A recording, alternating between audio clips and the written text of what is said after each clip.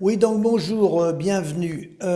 Alors, il faudra faire attention aux manœuvres politiques, syndicales dans cette rentrée, puisque comme vous le savez, il y a des élections chambres en janvier 2025, chambre d'agriculture, et vous avez dans certains départements des gens qui sont à la manœuvre au niveau, je pense notamment au niveau des FDSEA, des présidents de chambre d'agriculture, qui pour manipuler les agriculteurs sur le terrain, jeunes agriculteurs et moins jeunes, vont jusqu'à faire des communiqués par lesquels ils vont porter plainte contre l'État pour les non-engagements tenus par l'État, des retards de paiement des aides, etc., des contrats que l'État n'a pas honorés, ce qui est vrai, mais en même temps qu'ils vont porter plainte, la Chambre d'agriculture, en même temps, 2 heures après, ils sont à la table à déjeuner avec Emmanuel Macron et Michel Barnier.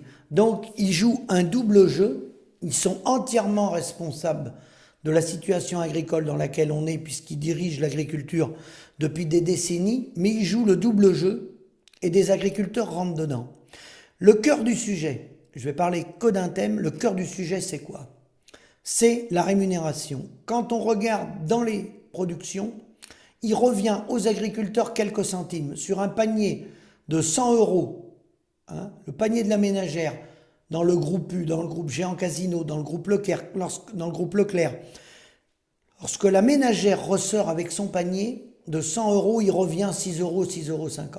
Voilà. Il faudrait au moins que ça soit plus de 33 euros, plus de 33%. Pourquoi? Parce que dans nos productions, je l'ai fait, que ça soit le mouton, la viande bovine, peu importe, le canard, le lait, c'est 3-4 centimes qui restent. Hein, de 3 à 6, on va dire. Je parle de marge nette, là. Je ne parle pas de bénéfices agricoles. Je parle du revenu net qui vous reste vraiment net pour vivre. Et encore, sur du production comme la production ovine, le mouton, si je parle avec amortissement, avec bâtiment neuf, je suis incapable de trouver une rentabilité. Ou alors, il faut augmenter dans des proportions inimaginables. Donc, que se passe-t-il?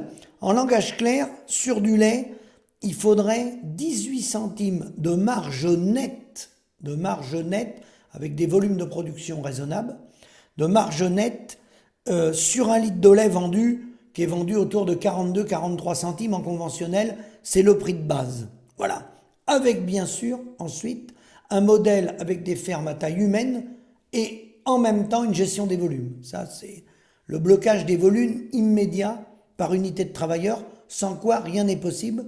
Les agriculteurs eux-mêmes vont scier la branche sur laquelle ils sont assis.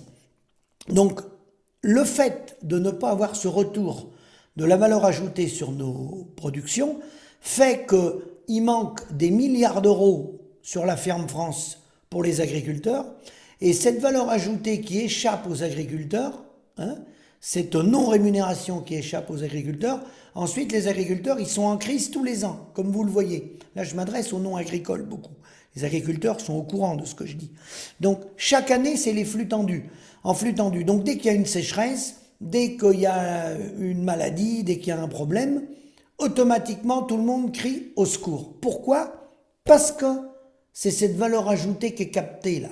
Ça représente pour le vin, je l'ai dit dans ma dernière vidéo, ça représente un peu plus d'1 milliard d'euros sur la région Languedoc-Roussillon et également pour la région Occitanie. Et ce milliard d'euros qu'on n'a pas, nous les paysans, ben, automatiquement ça met les paysans dans le rouge. Alors derrière, c'est comme ça depuis plusieurs décennies, bien avant Emmanuel Macron. Que se passe-t-il? Et là, vous pouvez remonter en arrière, vous pouvez vérifier ce que je dis.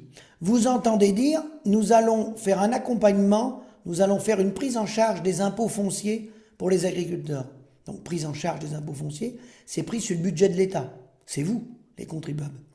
Vous allez avoir, les agriculteurs vont avoir une année blanche. Une année blanche, c'est quoi? C'est une année qui est prise en charge par l'État, hein, pas les intérêts. Souvent, les intérêts, il y en a un tiers pour les agriculteurs, un tiers à la charge de la banque, un tiers à la charge de l'État. Mais bon, le capital est repoussé d'une année. La prise en charge des cotisations sociales MSA, c'est les mesures que vous entendez depuis 30-40 ans, la même musique. Des prêts, des nouveaux prêts pour rembourser le manque de rentabilité, la marge qu'on n'a pas eue. On refait un prêt pour nous ramener de la trésorerie, pour essayer de tenir le coup, d'accord? Prêt garanti par l'État, et puis des enveloppes. Après, des enveloppes budgétaires. Vous avez une enveloppe pour la grippe aviaire dans la volaille, vous allez avoir une enveloppe pour la viticulture, vous allez avoir une enveloppe pour les céréaliers, vous avez une enveloppe pour le bio, qui est en crise, en lait, vous avez une enveloppe pour les bovins viande, etc., etc. Voilà. Alors que quand vous regardez bien le fond du problème, c'est la répartition. C'est la répartition de la valeur ajoutée. Il faut retoucher au modèle. Il faut revoir le modèle afin de ramener la juste rémunération aux producteurs. Ça ne passe pas que par une augmentation, forcément, des prix. C'est un combiné entre les prix et les gens qui pèsent sur la filière. Répartition de la marge, des acteurs qui pèsent sur la filière qui n'ont peut-être plus d'utilité d'être dans cette filière ou qui doivent en partie être restructurés. Hein, je pense à tout le tertiaire, mais tous les acteurs, tous nos partenaires, c'est de revoir de A à Z la filière pour ramener ces 18 centimes par exemple de marge nette en lait hors coût du capital. Hein, parce qu'après il y a le coût du capital qui doit revenir à l'agriculteur. On investit là-dedans, on doit avoir une rémunération des capitaux.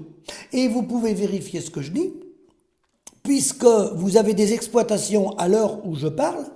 Hein, la FNSEA va tenter de faire diversion, mais à l'heure où je vous parle, vous avez des exploitations qui ne sont pas attaquées, qui n'ont pas de problème d'agribashing, qui ne sont pas attaquées par les écolos, qui n'ont pas de problème des dégâts des gibiers, qui n'ont pas de sangliers, d'accord, qui n'ont pas été touchées depuis plusieurs années par la sécheresse, ça existe, des exploitations qui n'ont pas la maladie MHE, heureusement pour eux, qui n'ont pas la FCO, qui n'ont pas de problème avec le glyphosate, qui n'ont pas de contrôle administratif répétitif, mais malgré tout ça, il n'y a pas d'argent sur les comptes.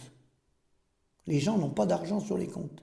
Il n'y a plus d'argent dans les exploitations agricoles. Donc tout ce que je viens de vous citer là, je l'ai fait volontairement, ça, c'est des outils de communication utilisés par le syndicalisme pour faire diversion. Le cœur du sujet, c'est vous faites du lait, vous faites de la viande, vous faites des poulets, vous faites des canards. Ferme à taille humaine, c'est-à-dire en mouton, 400 brebis pour une personne, il faut déjà faire le boulot, c'est énorme. Alors maintenant, je sais que les chambres d'agriculture disent c'est 800 mères brebis pour une personne, il faut qu'ils viennent le faire eux. Tous ceux qui disent qu'il faut augmenter les volumes, il faut qu'ils viennent le faire, il faut qu'ils nous montrent, il faut qu'ils installent leurs enfants, il faut que monsieur Châtelier, ils viennent traire des vaches. Ils viennent traire 100 vaches tout seuls, matin et soir. Faut qu'ils nous montrent. Nous, on veut voir. Et ceux qui traient 100 vaches laitières tout seuls, matin et soir, faut qu'ils sortent leur comptabilité. Faut qu'ils nous fassent voir le retour sur investissement, la rémunération ramenée à l'heure de travail par rapport aux capitaux engagés. Et s'ils sont en adéquation, en ratio économique, à l'heure travaillée par rapport au reste de la société. C'est ça qu'il faut faire. Il faut aller au cœur du sujet. Il faut décortiquer les chiffres. Ils sont faciles à décortiquer. Donc voilà, c'était une réflexion. Le cœur du réacteur, c'est le revenu. Tout le reste, c'est pour faire diversion. Et faites bien attention, parce que des élections se rapprochent et ils vont faire diversion. Il n'y a plus de sous dans les exploitations. La situation est catastrophique, non pas liée aux mauvaises décisions de Emmanuel Macron, mais c'est bien antérieur à ça. C'est lié, certes, à Emmanuel Macron, mais c'est lié à Bruno Le Maire, ministre de l'Agriculture, qui a donné, entre autres, les références laitières aux industriels, qui a signé un pacte de non-agression avec les industriels. C'est lié à M. Barnier, lorsqu'il a été ministre de l'Agriculture. C'est lié à tous les ministres de l'Agriculture successifs qui sont en cogestion avec la FNSEA et qui ont trahi la paysannerie. Et le but du jeu, c'est de continuer de grossir les exploitations, concentrer les outils de travail, faire plus de volume pour gagner moins et endetter la paysannerie. Donc les paysans, pour la plupart, ont déjà perdu leur autonomie en matériel. Ils sont plus propriétaires de l'intégralité, je parle en moyenne hein, pour la plupart, ils sont plus propriétaires de l'intégralité de leur matériel. Le matériel est en copropriété avec des voisins. Il est en leasing avec des des sociétés financières, d'accord, des sociétés de marchands de matériel. Certains cheptels ne nous appartiennent plus. On est également en location avec les animaux, pour une partie d'entre nous. Voilà. Les terres, si ça continue, les terres qu'on a en propriété, elles vont partir aux mains de la finance. Donc vous voyez que c'est pas par hasard que je vous ai dit qu'il restait 6 euros, 6,50 € sur un caddie de 100 euros. Et vous comprenez bien qu'avec autour de 6 euros qui revient aux paysans sur 100 euros, ça ne peut pas fonctionner. C'est absolument impossible. Vous pouvez prendre ça par tous les bouts, ça ne peut pas fonctionner. Alors arrêtons de prendre les paysans pour des imbéciles, de nous parler des sangliers, du glyphosate, des écolos, j'en passe et les meilleurs. Le cœur du sujet, il n'est pas là. Le cœur du sujet, c'est des revenus à hauteur des coûts de production avec une gestion des volumes. Certains me disent, est-ce possible? Bien sûr que oui. Parce que certains l'ont fait. Et il y a des professions, ce que je dis là, qui l'ont fait de façon différente, à une autre échelle. Ça s'appelle les pharmacies dans les communes. Je vous remercie, à bientôt.